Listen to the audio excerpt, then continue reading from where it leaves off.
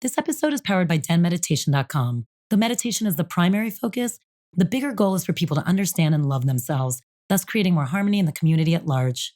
To find out more about Den Meditation's teacher training programs, retreats, and all things Den Meditation, go to denmeditation.com.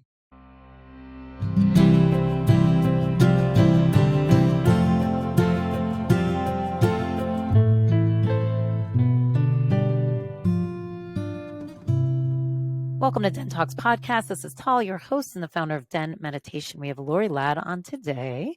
She's a spiritual teacher and a very grounded human being, which is why I love talking to her. And she also wrote this pretty incredible book called The Divine Design, which was a complete download to her that happened when she went to Machu Picchu. And it is all about the untold story of Earth's and humanity's evolution, really kind of the history from an energetic perspective. It's so cool. And we talk about it a little bit, but what's interesting about this conversation, we actually really, for a good chunk of time, give you very, very practical, tangible tools on how you can take all this shit that you are feeling in your life and actually transmute it and move past it. So this is actually kind of a gold mine. Clearly, we were guided to give you guys, something that's very needed right now with all the changes and with everything going on. Whatever you're going through, whatever you can't kind of shake off, or whatever, trauma that's still living within you, this is a beautiful conversation about how you actually process those emotions, and so that they can actually do their job, go through your body, and then get this, actually leave. So enjoy this conversation, please. I hope you do. She has a great practice at the end where she leads you through a very simple breathing practice that actually helps ground you, that you can do anywhere. And let us know, drop us a line, give us a follow, please. A review goes a long way and we'd very much appreciate it.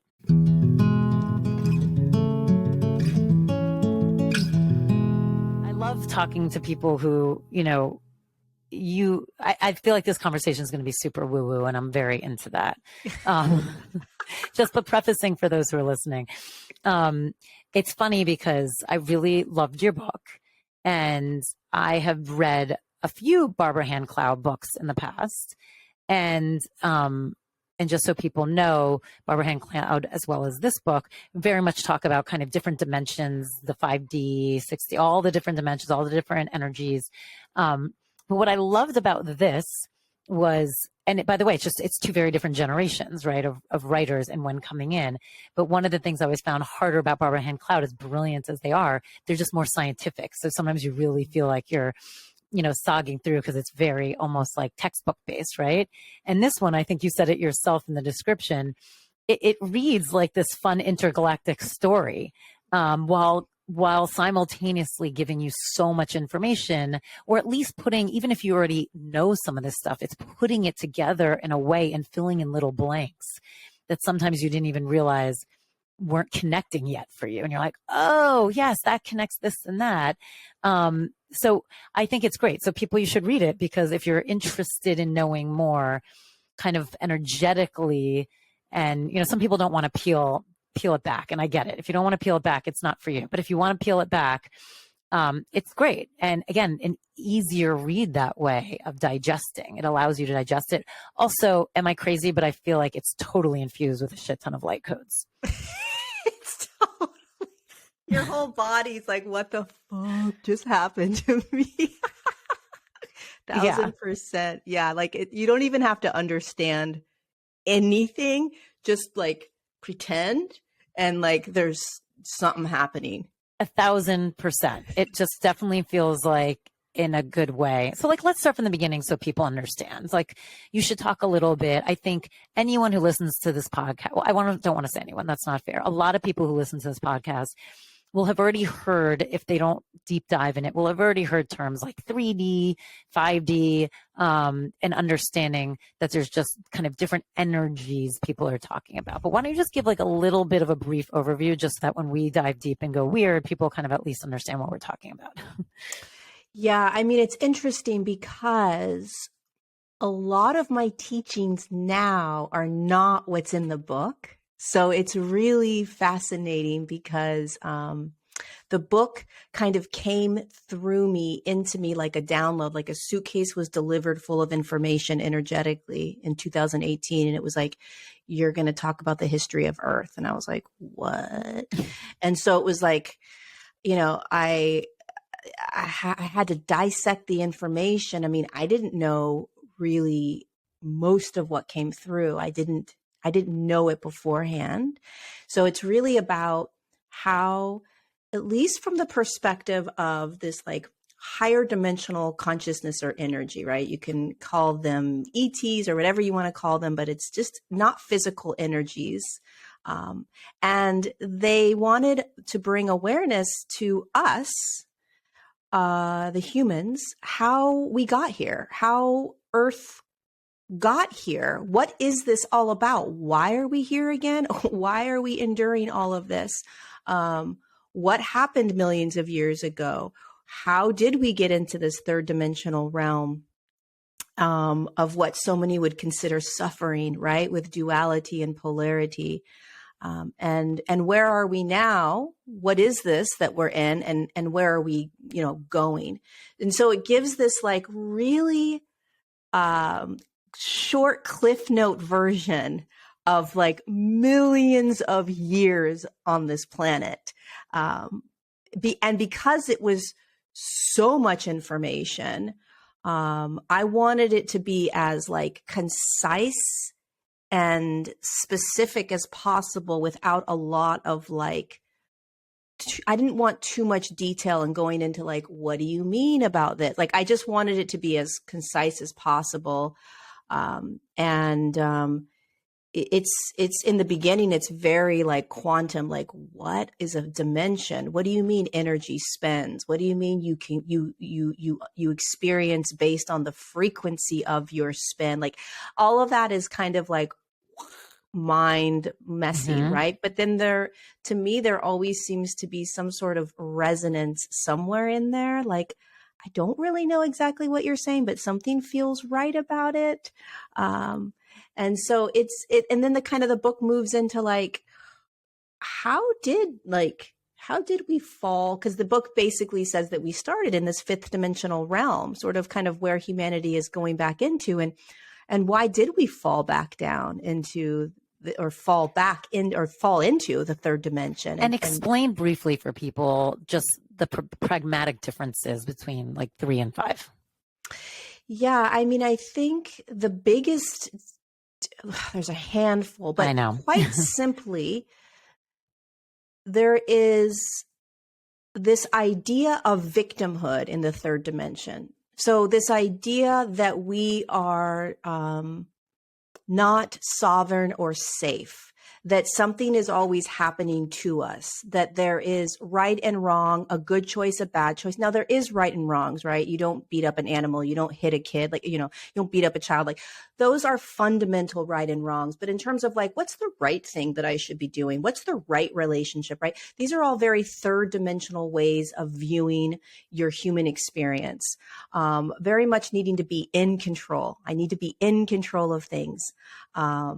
I identify as my emotions, thoughts, beliefs, behaviors. I have to change my emotions, beliefs, right? 5D, the fifth dimensional realm or frequency, is an experience. So the third dimension is an experience. It's a way of being. It's a state of being. It's a frequency, but it's a state of being. And so when you start moving into higher states of being, then what occurs is that you start realizing that you are sovereign. So you realize that you're actually safe to feel whatever it is that arises in you. And then when that happens, you start realizing, oh my gosh, I am not what I am feeling, right? And you realize that you are not a victim. You start observing.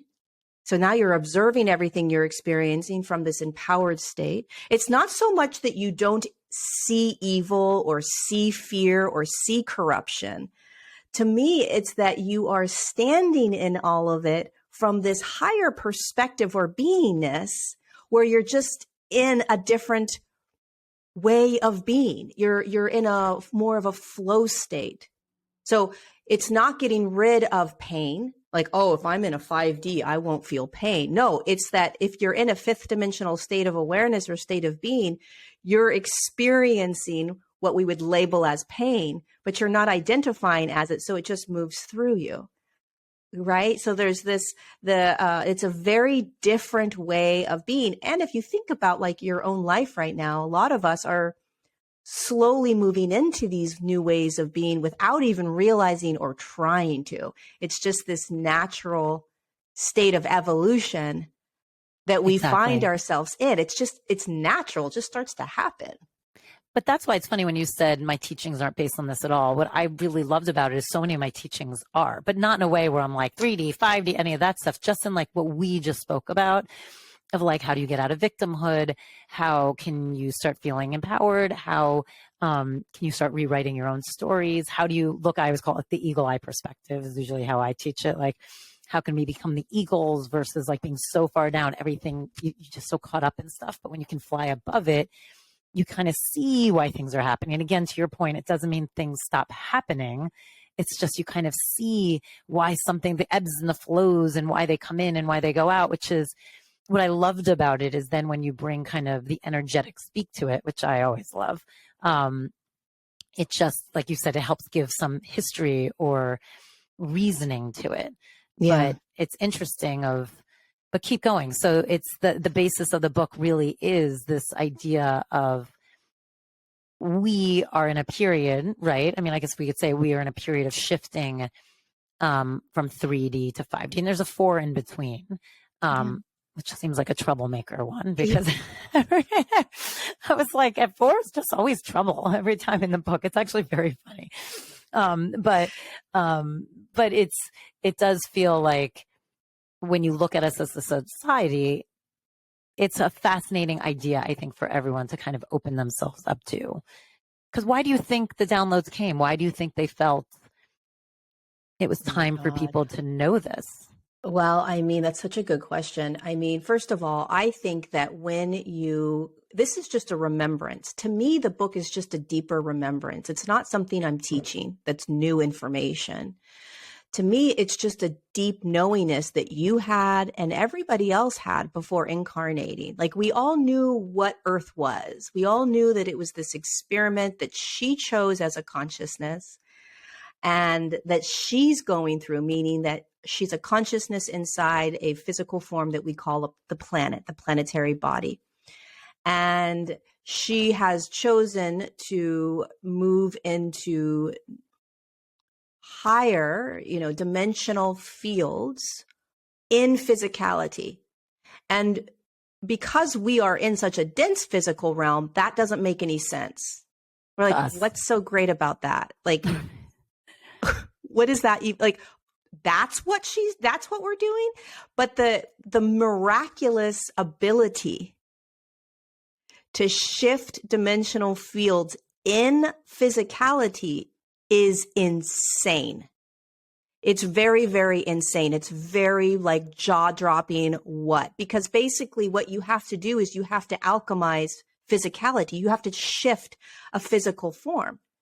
It's like looking at, an ice cube and watching it melt, right? It's like, holy cow, it's changing form. It's looking at You're a like, rock. that was that. And it's technically the same thing right now, but it's not the same thing. Right.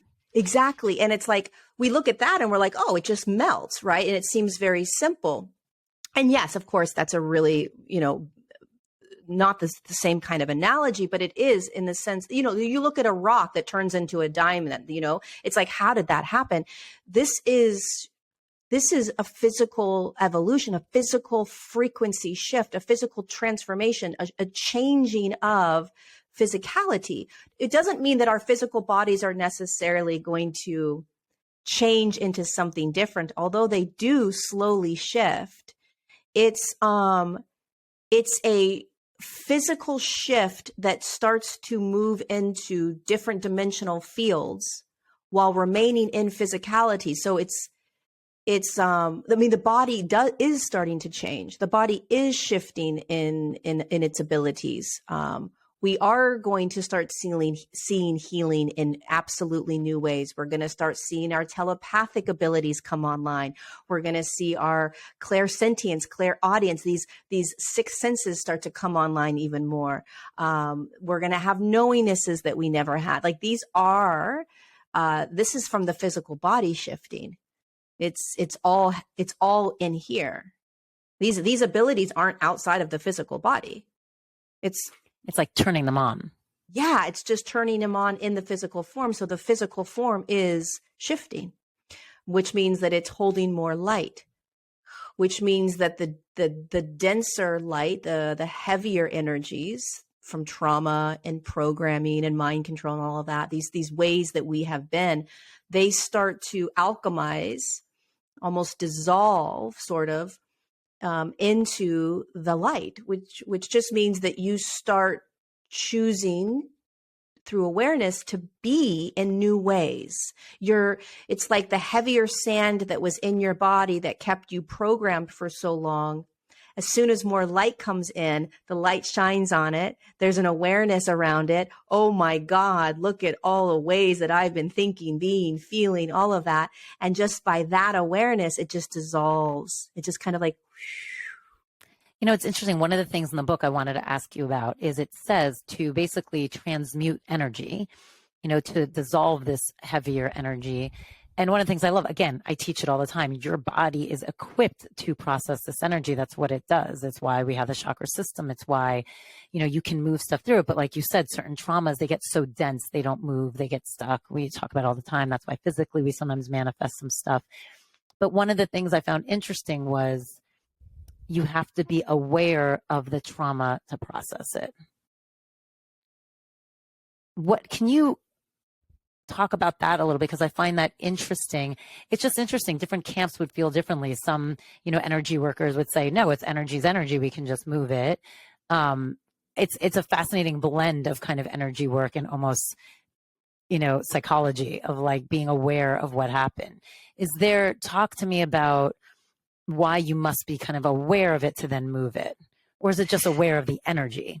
I think it's more of aware of simply the energy. So what happens with humans is we get attached. So the healers that say, oh, just allow it because it's energy are brilliant because they're trying to get you to not attach to it. Yeah. Right. However, the teachers that say, you know, understand it as trauma is also brilliant. That both of them are brilliant because if you know that it's a trauma, then basically there's a compassion that you can have. There's an understanding, right? There is an awareness of, oh, wow, this has been with me since I was 6 years old. Oh, wow, this has been playing out my whole life in relationships. So there's a power and an empowerment to understanding the story behind the limiting thought or the behavior or the addiction or the emotional states you're pushing down.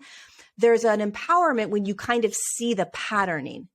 Oh my God, this is what I do. Okay, then it's like, oh, wow, this is because of ... That's great. However, if you simply just allow whatever it is to just arise without trying to figure it out, it will pass faster. Because you're now not putting any attachments on it. Yeah, it'll pass faster. But if it's a catch-22, because if you're still attaching to what's coming up, right, then you kind of need to know why it's coming up.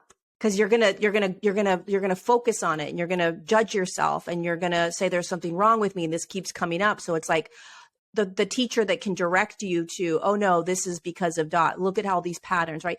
So that kind of shifts the human's focus and it's like, oh, I understand now, and then they can let go, right? And it moves. It's like that duality of, speaking of 3D, that duality of getting a diagnosis. It's like there's freedom sometimes in that because you stop searching everywhere and you feel like you can move stuff through. But sometimes it's also the opposite. It puts a label on you that you can't get yourself out of. And so that hinders your own healing. Yeah. So it's like, it's that both where you see both sides. I guess it's almost kind of like when you have a kid and you're like, it totally depends on the kid, how they're going to process. It's almost the same. Like, how do you process? So it's like, what do you tend to get attached or not attached? Do you need the help to push it through? Or is it better for you not to have it at all? I mean, ideally, what the place that I have come to in my everyday life is that I've dropped deeper into this place of no longer needing to know, but I've gone through stages, right? I've gone through the deep trauma work.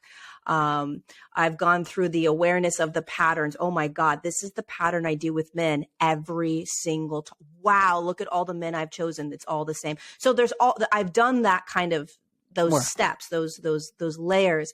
And where I'm at now, and truly this is the easiest way through, is that whatever arises in me, I just simply allow it. Talk about that a little bit more for people who are listening. So, they're driving. It's LA. A lot of people are in LA, right? They're driving. They're stuck in traffic. They're sitting in their car.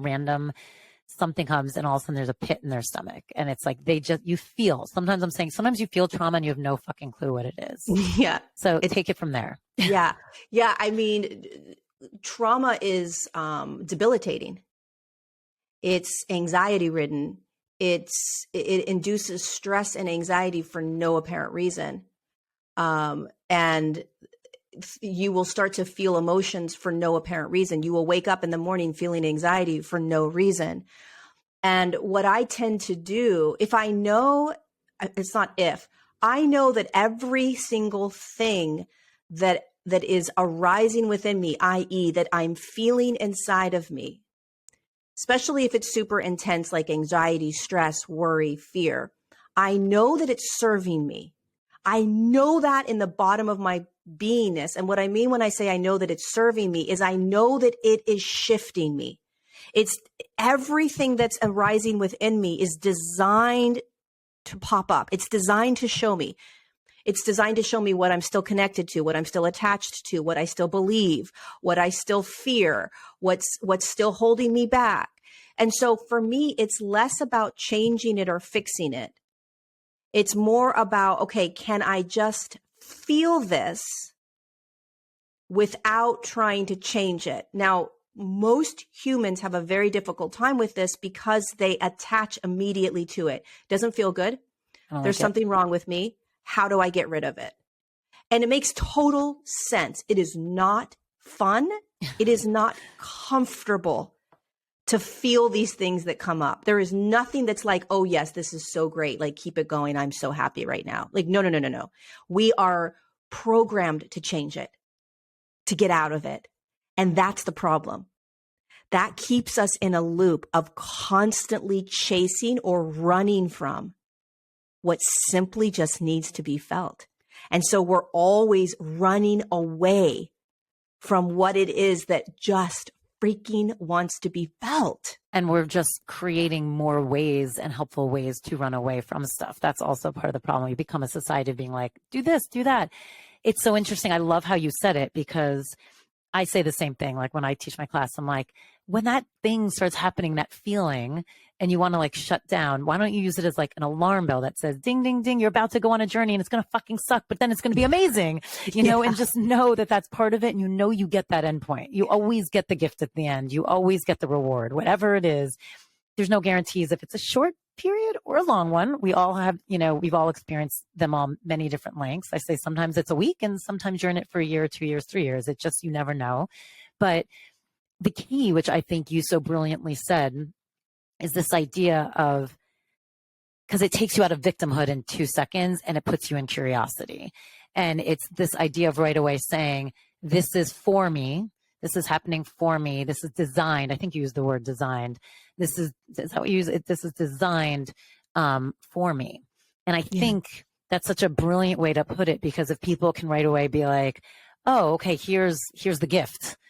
Like, it just calms you and it allows you, I feel like, when it takes you to a good place, when there's a good ending. It's like when the ending of a movie, you can kind of sit through the shit a little bit, like the anxiety, because it turns out okay. Mm-hmm. It's the same thing. It's like, if it's going to be okay, I feel like it allows you to sit in it easier. Your ego kind of chills out a little bit. Yeah. And it's also, for me, there's always this knowingness that nothing is an accident. It's not like, oh shit, why am I feeling anxiety? There's no why am I feeling when anxiety or stress or unworthiness or insecurity, right? I mean, the things that are popping up for me constantly is unworthiness, insecurity, some anxiety in the mornings for no reason, right? So these things pop up and I don't say, why? Why is this happening again? Why am I feeling this again, right? I just show up and I'm like, oh, here you are again, right? And it's like I allow it to walk side by side with me until it's gone. So I don't really focus on it. I don't put a lot of attention on it. I definitely do not change it. I'm not a fan of like the positive thinking kind of thing because I understand why it's so powerful to do the positive thinking. I 1000 bazillion%. My girlfriend just got diagnosed with breast cancer. And so it's like, you're healed, you're healthy. Like Yes. I'm a big believer in like, you know, it's done. You are already healed. Like I get that. But when it comes to like the regular kind of day-to-day emotional states, it doesn't make sense to me to positive think your way out of it unless you're identifying as it. Mm. So if you're not identifying as what you're experiencing, there's no need to positive think your way out of it because you're not actually identifying as it. That's a fascinating point. So when you do the positive thinking, you're automatically locking yourself into being whatever it is you're thinking. Right. Think about it like, okay, so let's say I have unworthiness, which it comes up a lot, right? Just not being worthy of like, you know, people listening to me or, you know, whatever, unworthiness. Makes no sense. Probably has to do with trauma at some way, shape, or form in some other, or maybe not. Who knows? It's what I experience quite often. I don't say to myself, I am worthy, I am worthy, I am worthy, I am worthy. Because in saying I am worthy, then I'm actually identifying with unworthiness, kind of pulling unworthiness in front of me and giving unworthiness the stage. Right? Instead, I know I'm not unworthy. But I know that it's something that I'm feeling, and that feeling or that belief is so intense that it's taking over. It wants me to believe it. It's like so the I unworthiness observe is, that. sorry, I didn't mean to interrupt. Yeah. It's like the unworthiness is the guest at the dinner party. It's not the host. Yeah. It's like having breakfast with me or lunch or dinner. I always love that idea of like, sit down. Like when I'm really feeling it, sometimes I will do that, like in my own meditation where like either put it on a bench with me or at a table with me and just be like, hey, hi, I'm the problem. It's me. Like whatever. but like, there is a totally, I think that's so interesting. Cause like, I am with you. There's such a fine line of the positivity, which I say in my class too. I'm all for gratitude. I wake up sometimes first thing in the morning and I'm just like, and it helps me because I say I can get into this like, which I've talked about openly about this too, this like martyrdom thing. And like, I'm so tired and I work so much and me, and I have a kid and, you know, it's all of a sudden like, and so I've really been trying when I'm not being woken up by said child or dogs, I really do try to in the morning just say like, what a great day. How lucky am I to be a mom to this awesome child. And I get to take care of these dogs that have given me so much joy. And it does really shift because I'm already starting the day, not in this like negative place. But I see it's so interesting. Like when this emotion pops up, I actually see what you're saying instead of just being like, but I'm lucky I have all this in my life and I have this in my life. It's like you're not giving it space to just present itself either. Right. Gratitude is huge. I've been doing a lot of gratitude lately as well because I can get into this like, woe is me. It's like, Lorie, what are you fucking complaining about? You need to zip your mouth right now and go and be embarrassed for the fact that you're complaining about your life. Like you need to stop. This is embarrassing. Same. Right. So there is definitely a real beautiful power to gratitude. It smacks you in the face and settles you down. Right. And I think for me, the key here is not that positive thinking is bad or negative. I'm just saying, be aware. Are you attaching? How difficult is it to observe the unworthiness or the insecurity or the fear or the anxiety? How difficult is it to observe it? It's pretty challenging. The way you practice observation is you say to yourself, I am feeling ... I am believing that I'm unworthy. The moment you say, I am believing that I am unworthy, you pop. That's because you're just saying, I believe, and that's you're identifying with, this is a belief. Yes. This is not me. Yes. And then you're like, I always am like in awe. You know, I had an eating disorder for a really long time that I talk about And I'm like on the end of this sort of like experience with the limiting beliefs around food and body and all this, right? And so when these thoughts pop in about my body and food and whatever, I'm always just like, holy shit, I am in awe of your thoughts, of these thoughts. I am in awe of this, like the power that this has, right? And just by doing that, first of all, it immediately pops you into the observer. What I mean is, like, when you are in awe of how powerful your thought is, that pops you into the observer. The second thing it does is it gives you compassion for yourself. Like, of course you're going to do what the thought tells you to do. It's a powerful thought. Like, bow down to that thought. Like, instead of being afraid of the thought or like, fuck this thought, get out of my head, I hate you. Like, no, I'm just like, I'm literally in awe of the thoughts that control me, because I'm like, oh my God, it's just a thought and it literally controls me. It also, a third thing, I mean, if some people could do it, to put you in awe of yourself for having that power. Like sometimes, even if something's not the best thought for you, it's still amazing. I get amazed. It's like when I went through fertility treatments all the time and I was in it like crazy.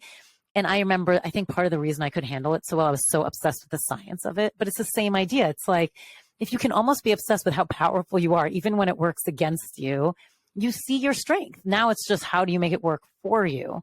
You know, but there's still an immense power in there. Well, fuck, I'm brilliant. God damn it. I'm so brilliant. I'm like flipping it this way. You know what I mean? Yeah. And think of how it can lighten it up. It doesn't, it doesn't take it away, but there's somehow like this awe around your human journey. There's an awe around like, oh my God, I really want to control this. Like, I am going to change this. I am going to be in control of this. And then, so it's not about like, this is the way you're supposed to do things. You've got to do things the right way. And you like, if this teacher says these things, or these of this person, this guru, or whatever it is, right? They're like, this is how you do it. Yeah. And you're not doing it. It's like, then it's even worse. So it's sort of like, you just have to, you have to find ways to just be in awe of how you're navigating it. If you find yourself numbing yourself out, just be like, damn, I'm numbing myself out again. Okay. I'm going to, drink that third glass of wine tonight. Okay. I'm going to watch Netflix for 7 hours. Okay. But the observer is aware. The observer is just like, damn, girl, you're doing it again. I'm doing it again. That was me the other night with a bag of potato chips, late night, whole bag. And and I'm literally like, this isn't good for you. I'm aware. You shouldn't do this. I'm also aware. You also know that in the morning, your stomach's not going to feel great. Totally aware. Are you still going to do it? Absolutely. Yes. I was like, okay. Like literally that was the conversation I had with myself. I giggled as I was taking the bag because it was like, you just fucking want the potato chips and that's just what's going to happen. And for whatever reason, you're not in a place where you're saying no right now. It's so beautiful. It's so true. That's my whole life, my whole day, everything. Like I'm always having that conversation back and forth. And that's the observer.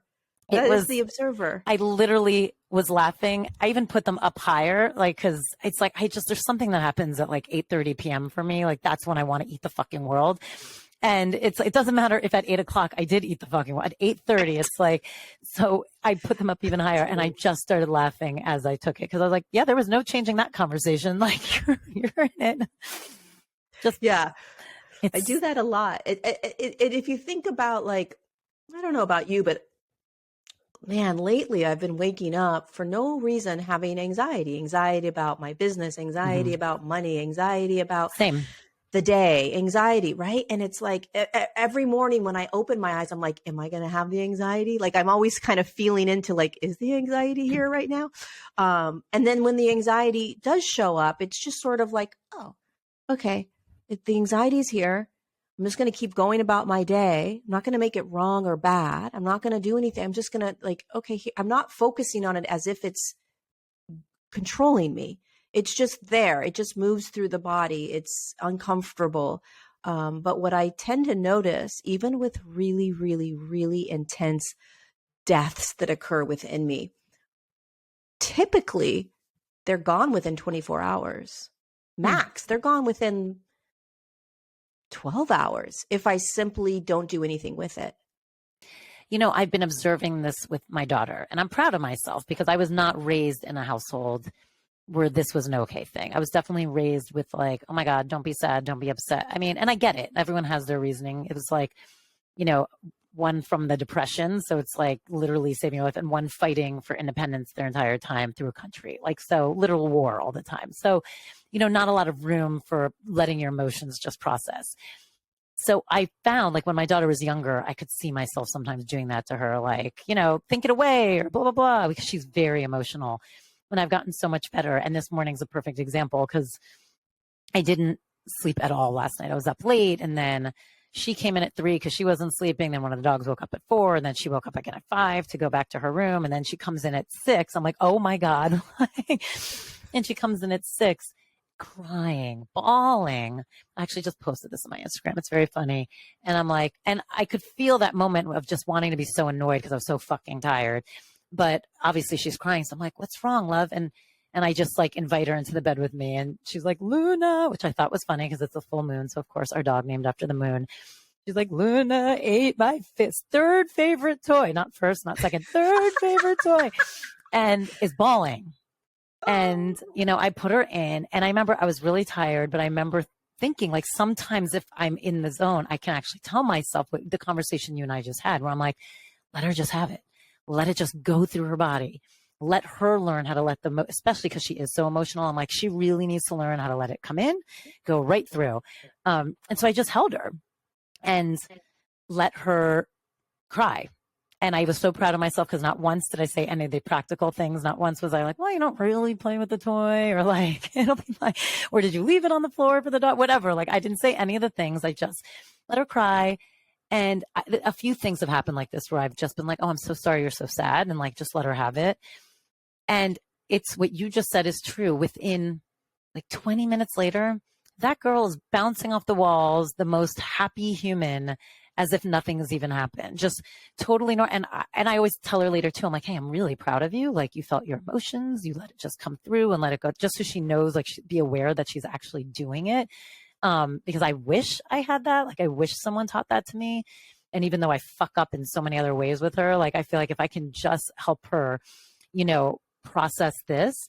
But it's your point. I mean, it literally happened this morning. She was then like, oh, I'm going to get this. I'm going to have this school snack and blah. And I think I want a waffle for breakfast. And was just back to like, and then even talking about like, then her dented weird animal was like there. And she's like, look what Luna did. Like, just had moved past it. Yeah. I mean, if you think about that, this comes up in the book too. It's like, if you think about the way the body's designed, right? It sounds like you teach this as well, right? That's why we have the chakra systems, the energy systems that spin. Mm-hmm. If you're lucky, they spin right now, right? And that the channel, the energetic channel that goes through the whole body. Every experience that we have externally is energy. It's an energy that your physical body is bumping up against. It hits it. Okay, so she sees the dog destroying it. That's an energetic experience that then moves into the physical body and just needs to be processed through the emotional body, the mental body, the physical body. So it's processed as, oh my God, the dog ate, whatever it is that she uses that she dissects it as, right? Grief, anger, sadness. It just simply needs to move all the way down. And then it's gone. Essentially, that is how everything that we experience is designed to be experienced. But think about what happens when, let's just talk about external experiences, not trauma. You know, something happens outside of you. You get an email from somebody or a phone call or a text message, or even you look on Instagram and it does something. It's an energetic experience that moves into your body. And as soon as we feel it, we immediately grab it and we make it something. We judge it. We attach it. We label it, right? And then when you do that, you just grabbed it and you're now just like it's now hanging out. It's now just circulating somewhere in the body because you've grabbed it, you've identified with it, you've put a label to it, right? You're even trying to change or fix it. Instead of just like, okay, something happened out here. It's energy. It's now moving through my body. I'm processing it as sadness or whatever it is. I'm labeling it these things, but I'm going to do my best to simply just remember that it's energy moving through my body. It doesn't feel good. Then it moves through. Now, if you're talking about trauma, like heavy shit that's like been in there forever, you're so used to sort of like the programmed ways of being, then it's 10 times more difficult to not attach to it because you're already attached to it. That's why it's trauma. Because all trauma is an experience that you had externally at some point that you didn't just allow through, you attached to, you ran from, you pushed down, you labeled, you judged, you felt unsafe to feel, you left your body when you were feeling it, so then it stayed, right? So now if you think about these energies, traumas that are trying to implode within you to be felt finally, to move through, there's so much attachment to them unconsciously that it's almost like, how do you not attach to this unworthiness, fear of abandonment, not worthy of unconditional love, whatever it is? It's like, oh no, this has always just been me. This is just what I think. Well, you just hit on two things. And I have a question about it. It's like, yes. So now this trauma, this energy that's been sitting there is so fucking loaded and so heavy. Like, it's hard. It's like, how do you push the sausage through? Like, yeah. How do you get it through the meat maker? It's like, and it's just like getting it. I know I have weird fucking metaphors sometimes, but like, how do you push it through? And that's the question really, like, what are the tips on that? But also you said, like, how am I not that? I have found, and I've recognized it myself lately too, certain feelings that I'm finally allowing myself to feel. And I'm like, oh, it's just been so part of me my entire life. It's not that, I'm sure at some point I was pushing it down, which is why it's there, but it's not like in my adult life, I'm purposely pushing it down. It's just a feeling I'm so content and used to. And I'm, luckily for me, can function fine on the outside with it. It's like, it's almost like I have to do the work to realize, no, this is actually a hindrance, and you need to find a way to start like really unpeeling the layers or push it through. So then that brings me back to the question, when you do have a heavier, whether it's trauma or whatever, that energy that's there is just heavier. So it's not, it's not processing. It's not as fresh. It's not going to process through as easily. How do you recommend like to do that? Yeah, I love that analogy. It's not as fresh, so it's not going to process as easily. But it's true, you know what I mean? It's so like, true. It's so freaking true. Like, I think that's like, how you can identify as trauma, that's in the body coming up, is like, it just feels so comfortable. Yeah. It just feels so familiar. It's like, I just believe this. Like, this is what I've believed for so long, and I function, and I can have it in my head, or I can have it as a behavior. And I've learned how to do life with it. Yeah. And I think it's just the awareness that this evolution is all about realizing that you have never been what you have always thought you were. So most of us have grown up believing that we are the emotions, thoughts, beliefs, behaviors, believing that we have to be a certain way in order to receive love or acceptance or abundance. There's really a lot of tightness, restriction, narrowness in this human journey. And so this evolution is about realizing that you are not what it is that you have always believed yourself to be. So then it's like, what have I believed myself to be?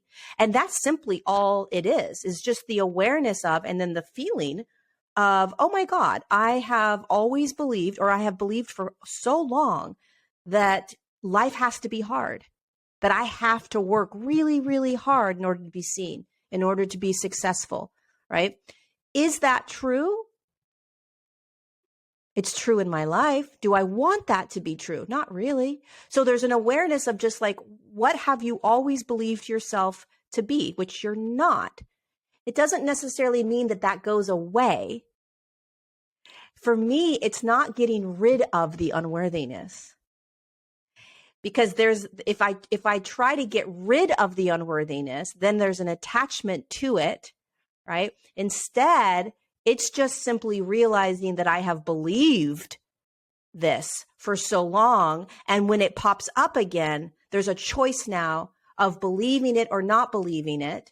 And then just the awareness of that, the awareness of, oh, I'm believing it today. Oh my God, I'm not believing it. Or, oh my God, it hasn't popped up in 3 weeks, right? Just this flow state that you start to move into. as things continue to arise, because we can't run from any of it. There's no running from this. So the body's going to continue to show you what just simply wants to be felt. It just simply wants to be felt.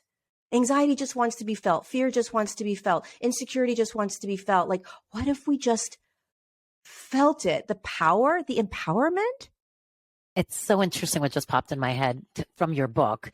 You know, one of the main tenets is, you know, which I think most people have heard talk like this, but one of the main tenets is you choose what you want to be, basically. So before you come in and before you incarnate, you're choosing. I think they said you pick up, and they're like, here's like a long list of shit.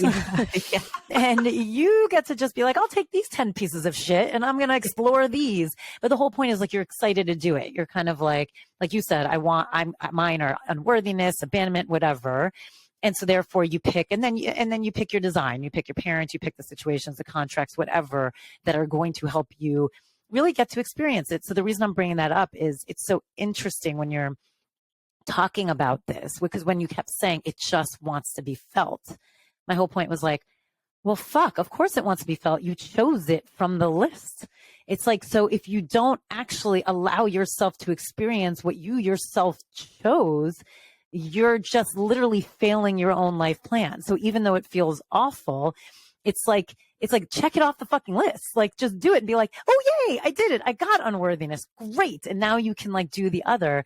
But it's a weird shift in my head from what I had read, that moment of like, oh yeah, because you literally chose these few things that you want to work through and experience, because that's the whole point. This is an experience. You want to understand what the experience is. So yes, it wants to be felt, because it's really like, hey, we sign up for this. Let me play my part. Please do not keep me down anymore. Let me get to say my lines. Let me be seen. Let me get a front stage every once in a while. Can I take my bow? Like, I just want to be seen because we had a deal. It's really interesting, actually, when you were saying that. I was like, I mean, I got chills because I'm like, oh, I think I'm going to change the way I relate with it, because it's like, oh, yeah, it's you and me. We signed up for this together. Why do I feel like I'm the only one playing this part? Oof. Yes, we had a deal. We had a deal. Think about that. Like, if you like that awareness, okay, it doesn't mean that it's going to be easy. No one said this is easy. And you're definitely going to have temper tantrums. Mm-hmm. Okay. I've had a few. But if you hold that awareness, even when you don't want to, even when you're having the temper tantrum of like, fuck this, I never agreed to this, right? If you still hold that awareness of like, okay, there were core consciousnesses that I did choose. This is serving me, by me, for me. This is an agreement that we're doing together. This isn't an accident. This isn't mistake. This isn't something I'm doing wrong, right? This idea that there's something wrong with you because you're experiencing something, or you have some addictive behavior, or there's a pattern that keeps playing out. From that higher perspective, there's nothing wrong with you. Right. You're doing an excellent job. Like literally you're getting 100%, A++. Yeah, you got 100%. But it's like a totally different perspective, because normally when you're in it, you feel like you're getting an F or a D-, or depending on the day, maybe you're hovering in the C's, like, because you're just like, I'm not doing life right because it sucks. But if you actually were like, oh no, I'm doing what I'm supposed to be doing, like you said, the play will go a lot faster. You'll get through it. You get to put that like done, checked, done. And you got an A+ by going through it.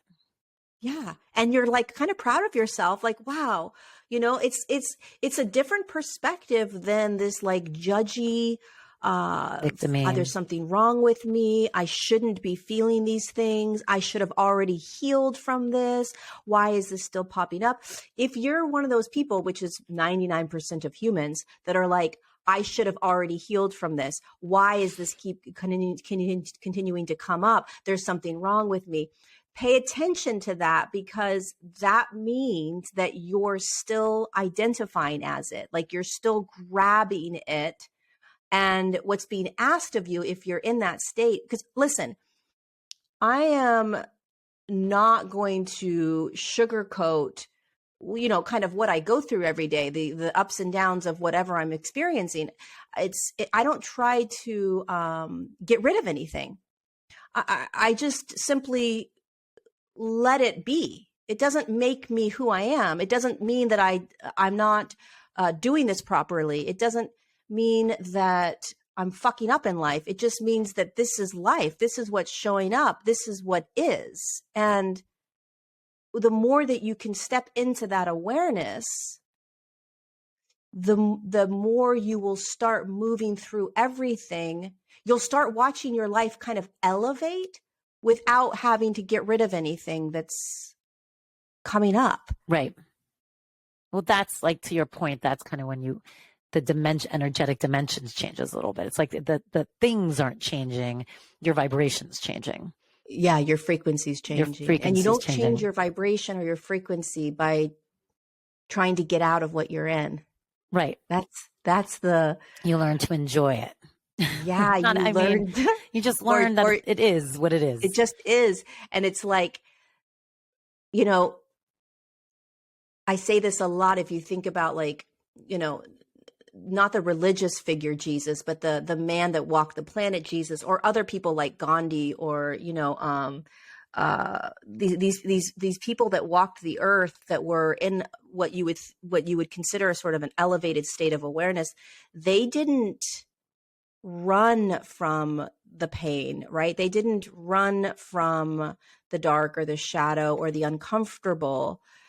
They walked right into it. They invited it. They weren't afraid of it. Why? Because they knew that they weren't it. So they didn't run from people that were angry or evil or corrupt or dark or they didn't do that. They stood in all of it because they knew that they were none of it. So it couldn't impact them. It just simply was the experience. And that's what we're learning how to do internally, right? So that we can do it externally, right? But we have to be able to recognize that there's nothing to be afraid of with what we have to start to get comfortable in the uncomfortable. Yeah. And know who you are. Because like what you were saying, I used to say this all the time. I was on a mommy Facebook group when I first had Lovey, and there'd be people who's like, can you believe it? This woman shamed me and blah, blah, blah. And they hated me, but I would always write, you really can only be shamed if you feel shameful of it. I was like, if you don't give a shit, it doesn't matter what that person says. You'll find it hilarious. I mean, trust me, I can see looks sometimes when people don't. And I'm like, whatever. Because it's like, I'm not identifying with however they're identifying me as. Yep. So it's that same thing. I'm like, it only works like that, you know, and I've said this to my partner. It drives him crazy. He said something once, like, you did this. And I was like, well, I can't do that to you. I was like, you can do that to you if that's what you feel about you. And he was like, what? And so pissed at me. He's like, see, you're exhausted. I'm like, no, but it's true. It's like, if you feel that way, then you're going to be upset about it. But I can't shame you. It's like, you're either shamed or you're not shamed. Yep. You either identify or you don't. Yeah. It's this idea that somebody does something to us, which is a really difficult. That is a step in evolution that's really challenging, but we will get there, which is this idea that nobody's actually doing anything to you. Now, I will preface that there are millions of humans things are happening to them that you would say is out of their control. So these people are doing things to these kids or these adults, whatever. Okay. Yes. But in terms of just the kind of average everyday human that's walking around doing life, when you are playing this role or having this lens that somebody's doing this to you, and can you believe they did this to me? And that is a more disempowered state.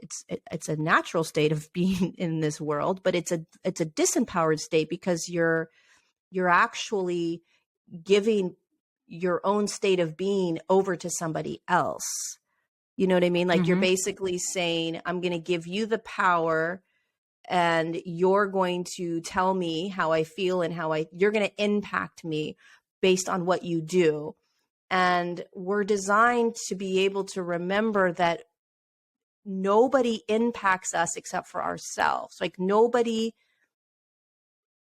I'm responsible for how I react. I'm responsible for how I respond. I'm responsible for how I interpret. I'm responsible for all of it. But the more trauma you have, the more what people do is going to infuriate you or bother you or bug you or piss you off, because it is pinpointing the things inside of yourself that you're still attached to or insecure about or hiding or denying. Or that's the great thing about having relationships, right? Oh Whatever yeah. relationship. They poke and prod. Yeah, it's the greatest way to, it's the fastest way to sort of like shift is be in the relationship. I see more shit about myself, like all these things, through Alec and through my daughter. Yeah. The most, like when I'm like, oh, I really should be working on that. Ooh, yeah, okay, I'm still clearly reactive, or ooh, clearly I'm sensitive, and why, and how can I, like, or you just see all these things in yourself through those relationships Yeah. of like, how are you reacting? Why are you reacting that way? I think that's one of the greatest things about being a parent is that yeah, I'm not a parent. I don't have a child, but I can imagine that I mean, they always say your children are your greatest teachers, right? I can imagine that it would be the greatest transformational tool, I think. It is, because there is an innocent, it's like a dog in that way. I mean, I know people are probably like, I can't believe she just did that. But I mean, in the sense of when there's innocence on the other end and you still seeing yourself react probably the way I've reacted to Alec about something, but I could justify in my head probably a million reasons why that reaction made complete sense or was not my fault, right? But then when you do a similar version with your child, or let's say a dog, you're like, well, they've done really nothing. Right. And it just clean slates it and just puts the mirror up in your face really quickly, where you're like, this is your stuff. Like, this is you. And I mean, look, I'm sure there's people who continue to blame the kids. I mean, we've seen that relationship a million times over, but if you can be in it, it's pretty clear that none of the kids at this age are purposely trying to do anything to you. You know what I mean? They're like just so innocent. They're walking freshly on this earth. So whenever I feel some of the reactive stuff that comes up from me, I'm like, well, I know this isn't her. Like, I can say all the things, well, she could have remembered, but I know it's not her. I know this is my stuff. And so it is the greatest teacher for that reason, because it forces you to then sit with it, like we've been talking about, and process it instead of just constantly, putting the blame of why you're reacting a certain way. Yeah. And just observing it, being like, wow, look at you. Look at what you're doing now, Lorie. Oh, wow. Look at how you're reacting now. Look at how you're responding now. And then you have that dialogue of like, I don't care. I'm going to do it anyways. I don't care. I'm reacting this way anyways. I don't give a shit, and that's the amount of compassion that I have learned to have with myself the last couple of years, I think is one of the greatest tools for myself. I think having compassion for yourself is one of the most powerful tools that you can have right now, based on everything that we're going through internally and externally. The world is not the same place, No. right? So like, think about how much compassion we need now just to kind of engage in the external world, right? What do you think was your impetus of kind of really cultivating this compassion for yourself? I think realizing the just how challenging it is, kind of bowing at my own feet, sort of like, wow, this awareness started to pop in of like, look at what you're going through. It's like I guess it would probably be the observer, right? This awareness of, wow, look at what you're going through. Look at what you're feeling. Look at what you're thinking. Look at look at the behavior you're doing. And instead of beating myself up, I just started to get curious with it and was like in awe of it. Like, wow, you're doing this again. I don't know what switched or how I switched that. But I basically switched from condemning myself and judging myself to this observer of like, wow. Because you know what, part of this natural sort of progression was this awareness that I wasn't it. And if I knew that I wasn't it, then I knew that it could move through me and eventually it would be dissolved out of me at some other space or time. And in the meantime, if I could go through it with as much compassion as possible, then why wouldn't I? Why wouldn't I have more compassion for like the limiting beliefs that I have instead of beating myself up over the limiting beliefs? You know, it's just a different, I popped into some other different awareness. I don't even know how it happened, but once I popped into that awareness, it doesn't go away. Like, right. Because now when you this is pop how you into see that, it. You can't yeah, unsee then it. you're just, yeah, you're always just in that state.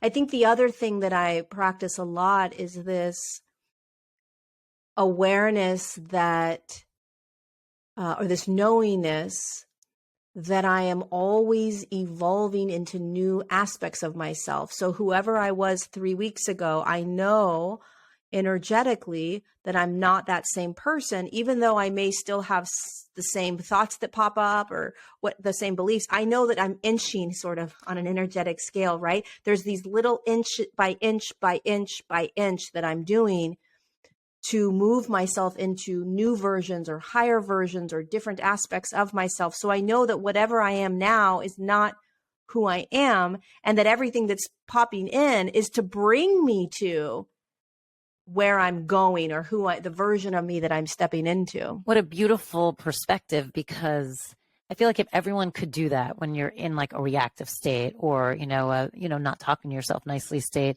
and you can tell yourself, like, I'm not the same person I was 3 weeks ago or yesterday or who I'm going to be tomorrow. I feel like you're giving yourself permission to react differently. You just immediately give yourself permission because you actually believe it when you open it up that way.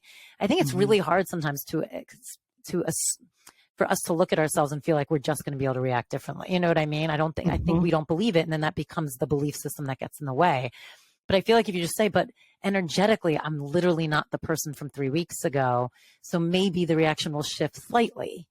Yep. And then if you say that, then the reaction can shift slightly.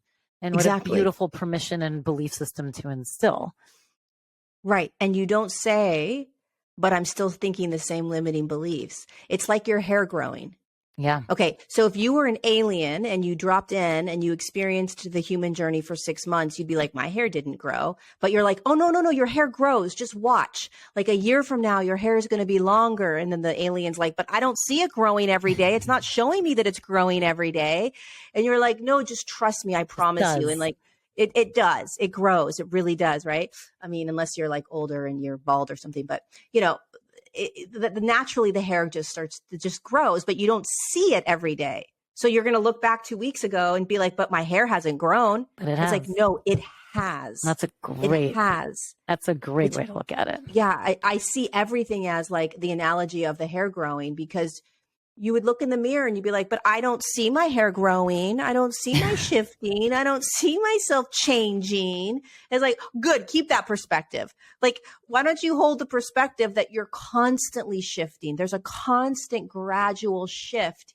Even if when you look in the mirror, you're still thinking the same things, you're still kind of doing the same behaviors, know that there's a version of you that already exists, right? That isn't doing those things, that isn't living in that way, right? And hold that. Know that you're moving.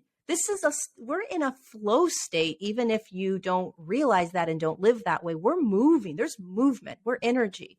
It's a moving process that we're in all the time, every single day. It's movement, flow. There's nothing stagnant. Nothing's permanent. Nothing. The only thing that's permanent is the illusion that you grab and attach to everything you're experiencing, right? And then you anchor it in. It's like you're on a river, flowing down the river of life, bump into a big boulder, freak, that hurt, whatever it is that you're feeling or experiencing. And then you grab the boulder and you're like, what the hell is this boulder? Why is this boulder here? This boulder must mean that I did something wrong when I was flowing through the river. I've got to figure out how to get rid of this boulder. It's like, no, sweetheart, there's 1,000 boulders in this freaking river. Just let it be. Yeah, just keep going. Bump. Be happy you bumped it. Yeah. And just keep going. Just because there's going to be another boulder and another boulder. don't grab it, because if you grab it, you're gonna keep yourself stagnant, stuck. I It's gonna love feel that. like it. I love that. And that's such a great, I do want to ask one rando question off of your alien comment with there, which I think will be a hilarious one to end from the book. And maybe you have an answer to this, maybe you don't. One of the things when they were talking about the period of abductions and like when the 4D race was like, I love aliens and all this shit. So I could have talked about this for hours, and they would abduct the people and bring them up to 4D rooms. Like they bring them into a 4D spacecraft, but then kind of do their experiments and bring them home. And they would pick people of a lower 3D vibration so that they would have less chance of remembering it. Correct? Isn't that, or right? Yep. But I was wondering, just energetically, and maybe you have this answer or don't, do they receive, by just being in a 4D realm, are you receiving kind of, healing's not the right word, but like an infiltration of that energy? And do you bring any of it back with you? Well, that's a really good question. I've actually never thought about that, because you are essentially moving into a higher dimensional field. Right. Right. So you're just moving into a higher dimensional field with beings that don't have your highest intention at hand. Right. But you are essentially, your physical form is in a higher dimensional field. I think the answer would be awareness. So it's the same thing as what happens in our dream state, which is just essentially another reality. One of the reasons that we're going to start to remember our dream states more and more is because there's so much happening in the dream state, which is just, again, another reality that we live in. So much healing, so much activation, so much remembrance, so much knowledge. But if we don't have the awareness of it, we can't do anything with it. Right. So it's the same thing. So when humans were being abducted and taken into those higher dimensional realms, they didn't have awareness of it. And even if they did have awareness, there was so much trauma involved, connected to it, that it was the last thing they were doing was sort of being impacted on a positive level or a positive frequency. But, one of the things my guides would say to me all the time when I was in the process of really healing my eating disorder thoughts, because I was just so, if you've had an eating disorder, you know how any addiction, it's so powerful. It overtakes you. You wake up in the morning, you're like, I'm never going to do this again. And then by 6 o'clock at night, you're doing it. Right. So I would literally lay there and be like, you guys, please, I don't know what else to do. Can you just take this from me? And I would like envision these beings around me, and they came in and they would do this energetic work on me.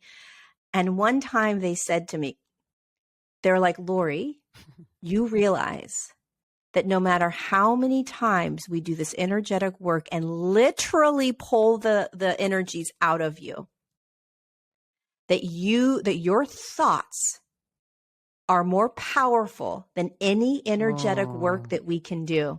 And the moment you pull the thoughts back in, it's there. We can't take your thoughts away from you.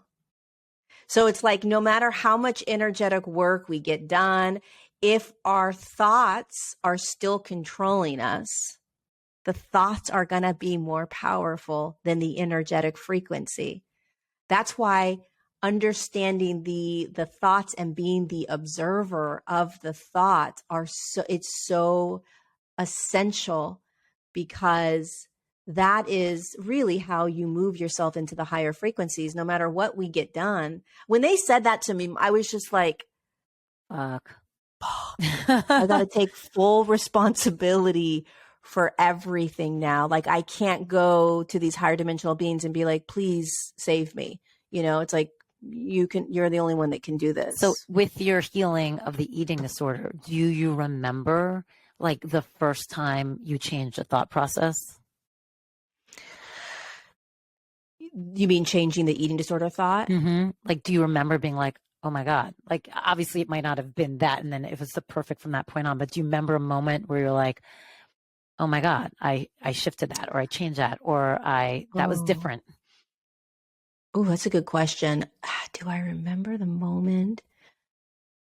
I don't remember the moment, but I remember when the massive shift started happening was when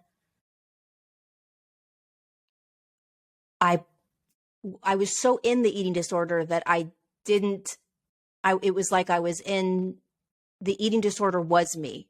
So the first major shift was when I realized that I was doing it, which is weird because wouldn't you know that you were doing it? But it was such a part of me that it was like a denial state. So I think they do this in AA, right? Like you first have to realize that there's something controlling you or something. I forgot. But anyway, the awareness that there was something overpowering me was the initial shift. And then from that initial shift, it was the compassion, the observer, the awareness. Because I started trying to fight against it, like battle it. And I realized as I was battling it, that was taking a lot of energy, like fighting against it, trying not to do it, pushing really hard against it. What I realized was if I just allowed it, realizing how powerful it was, like if I gave it permission, but knowing that I wasn't it, knowing that I was constantly in a state of shifting out of it, knowing there was a version of me that wasn't it any longer, that would be the fastest way through. And that was the fastest way through because it's counterintuitive, because you would think, well, no, you have to push against those thoughts. You have to fight against those thoughts. You have to do the opposite. And on one level, yes, you do. You have to be aware of what you're giving into and you have to do the opposite, sure. But so as soon as you have the awareness, you don't have to change anything.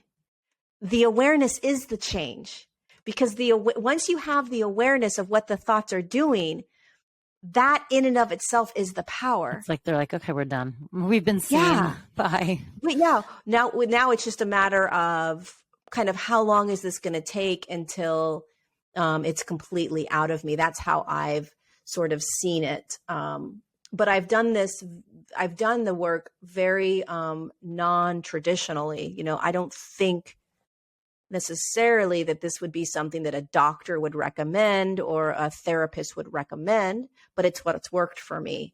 And I wouldn't teach it any other way because it worked for me. Right. That's what you know. Yeah. But it's definitely observer, compassion, and holding that version of you that already exists outside of that which you're still in, I love this conversation. By the way, I have a million questions about you we didn't even get to, but it's obviously the conversation was exactly what it was supposed to be. And we'll just have to have you back on. And yeah, we can talk more alien stuff. Oh my God, too. I love alien stuff. Don't even get me going. It's like, my favorite's when you meet someone who's like, do aliens exist? I'm like, do you exist? How are we still even having this conversation? I'm like, do you exist? If you exist, they exist. Plain and simple. It's like, why would only we exist? I know. It's crazy. Oh, here's another quick question. Sorry. Yeah. They say, so Earth is now in the 5D energy, right? Earth itself. Yeah. And they were saying in the book, they were saying how basically the whole galaxy is created as part of this experiment. It's like all of it, the moon, the blah, blah, blah. What I was thinking, well, what frequency is Mars? Because you know how people here are always trying to see if we can live on Mars or if one has lived on Mars. I'm like, well, what's the frequency? That's a great question. So what we see in the sky is a reflection of our own frequency. So we wouldn't be able to see it if it wasn't. Right. And these planets are in much higher frequencies in their natural state. But because we don't hold that frequency, you can't see higher dimensional frequency. So you're seeing Mars at its 3D version. Bingo. Yes. And so when you start shifting your awareness, things outside of you start shifting. And that's the magic of this. That's why things are an illusion, because and you've probably already kind of start to notice that there are days where you're sort of like in a different vibration and like things just feel like they're moving instead of stagnant. Oh, Is that tree actually like, it's like we were on mushrooms, right. You know what I mean? But the natural state of things are not physical dense like we see. We only see that because you can only see through the vibrational frequency that you're holding. And so when you look up at the sky, you see third dimensional physical forms. Science tells you it's third dimensional. Of course, science is going to tell you that because it's based on humans that are in a third dimensional reality.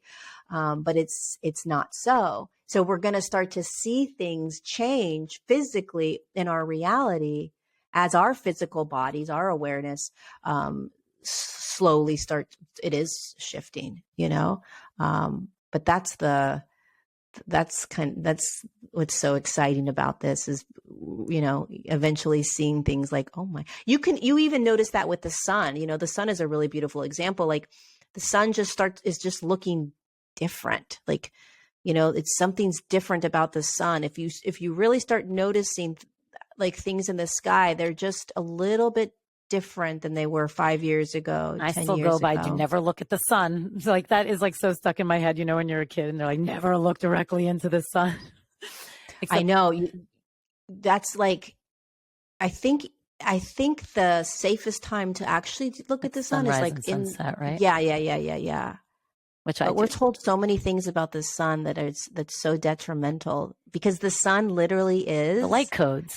The light codes. I had that. I know. See, I have so many questions for you. This is going to go on another 2 hours where I literally was like, it was fascinating reading about the part of like why the sun exists, why water exists, air, and a lot of things we know. Yes, obviously physically it makes sense too, scientifically, but also energetically why they were chosen to be the conduits for energy. And so knowing that the sun really is, which anyone who pays attention, where you always hear like what the whatchamacallit, like Schumann resonances, and people who pay attention to that stuff, you're aware the sun has a huge effect on us and our development. But to really be like, it's constantly what's sending us the light codes that helps elevate us. And then I kept being like, well, then what's melanoma doing? Like, why does that exist? Then it's like, so why do we have cancer, and why do they say stay out of the sun, and why do they say put sunscreen on? And like, you can go down these, unfortunately, a lot of what we have been, and this is kind of really hard to wrap our heads around. So I typically don't talk about it too much, but there are forces on the planet that are designed to keep us out of that sovereign state, that empowered state. Why? Well, it's just part of this third dimensional planetary existence right now. It's what we're shifting out of. It's just what's here. When did it come here? 5,000 years ago, right? 4,000, 5,000 years ago. And it's designed to keep the humans disempowered, out of their bodies, right? And so if they understand, these energies understand the power of the sun, then they're going to do everything in their power to create these stories or these beliefs of how dangerous the sun is. And so there are these theories, right, that it's actually, something else that's creating that melanoma. Very hard to wrap your head around, very challenging, because when you go out in the sun, your body gets burned, blah, blah, blah. But it could also be what we're eating, what we're putting into our body. There's a lot of things that are out of our awareness right now that's really challenging to wrap our heads around that could actually be the reason we're burning. I mean, it look could at me, actually, yeah. So it's interesting. But the sun is vitamin D. Yes, super important. Is huge. I had a great dermatologist and in LA, so no one would ever guess, because I had, when I first moved there, a whole slew of stuff. And he was like, you need to go out in the sun more, and you need to not be wearing sunblock. And I was like, wait, what? He's like, yes, don't do it during these hours. Like, he was like, please don't do it between like the height of the day. He's like, especially with your skin. He's like, but I need you to start walking your dog without your sunblock on. He's like, he's like the vitamin D, the this. And I also, cause I was doing, he gave me, it was not red light, but it was a type of light, which back then I was like, what is this? Am I going to get burned? Am I going to get cancer? Yeah. It was so ahead of its time, but God bless him. He was just like, everyone gets a little too crazy with the sunblock. Like, yes, you have to be careful. You have very pale skin, and that's, he said, avoid these hours. But on these hours, you should have no sunblock on, and you need to be out there soaking it in. Yeah, I agree because I'm the same way. I have very light skin. I grew up at the beach. I burned my whole life. It's probably why I have sunspots and, you know, all the wrinkles and whatever. But we have to have the sun. So yeah, there are those, you know, they have the index on a phone where you can see when the sun is when the sun has the most, the rays are the strongest. And obviously you don't want to be necessarily in the sun at those times, but the power of the sun is, it's when I'm sick, I go and lay in the sun. Yeah.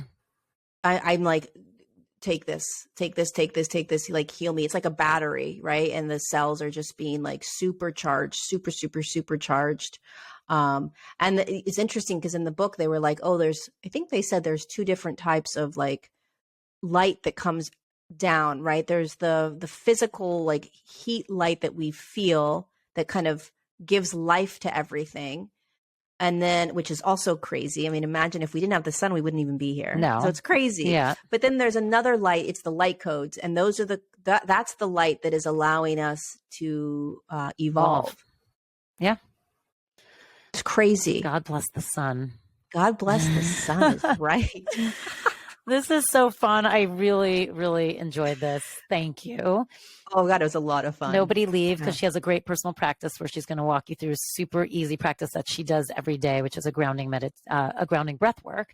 So stay tuned for that. But Lorie, please come back, because I feel like we said, we've got aliens. We only touched on emotions. We have so much more to talk about, but clearly right now people need to really be thinking about how to process that stuff through. So I feel like we gave a lot of people something to chew on, literally. Chew on, yeah. Yeah, it was so fun. I would come back in a heartbeat. So yeah, thanks for having me. Of course, thank you. So now Lorie's going to lead us in our personal practice, which is an exercise for breath work.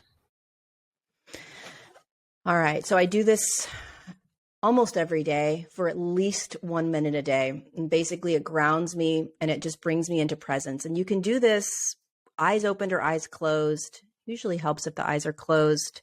But you'll start doing this with your eyes open all day long in the grocery store, picking up your kids. It's just a really, really simple practice. So for the sake of this podcast, let's close our eyes. And then as quickly as I close my eyes, I just drop into my body and feel my breath. I feel my belly rise and fall. I feel my chest rise and fall. I feel the heaviness of my body.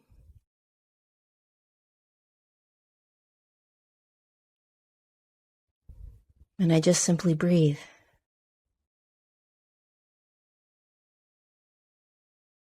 I breathe in through the nose. I breathe out through the nose. Maybe you take 5 inhales, 5-second inhales, 3-second inhales. It doesn't matter. There's no right way to do this. Just be present.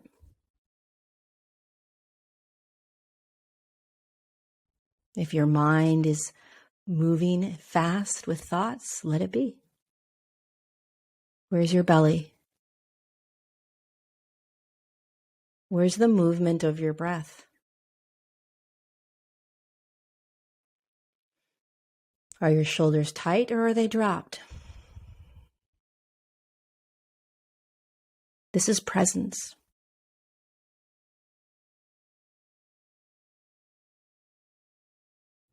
This is now.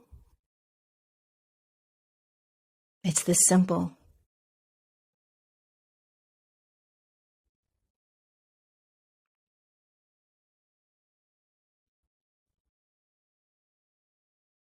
It's just being with you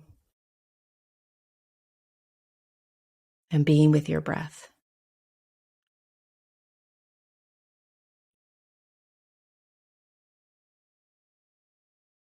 And you almost start to feel this like wave inside your body, this wave of breath, this wave of energy.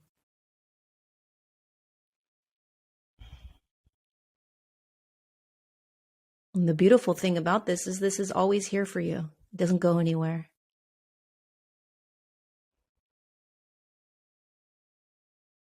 And so I encourage you, even in this moment, if your eyes are closed, I do this a lot, even with your eyes closed, staying with the breath, staying with this moment of just sort of feeling at peace or calm. Because you probably calmed yourself down just by closing your eyes and tapping into your breath. From that state, the state you're in now, just slowly open your eyes. And as you slowly open your eyes, just stay with the breath.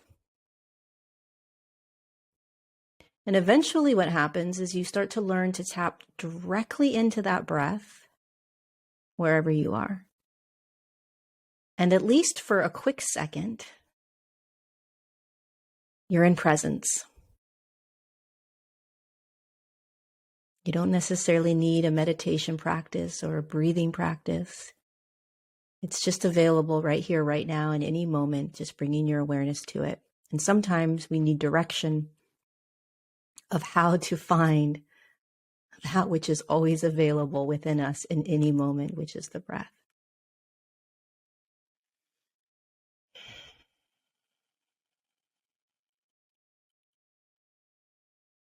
So just practice being with breath.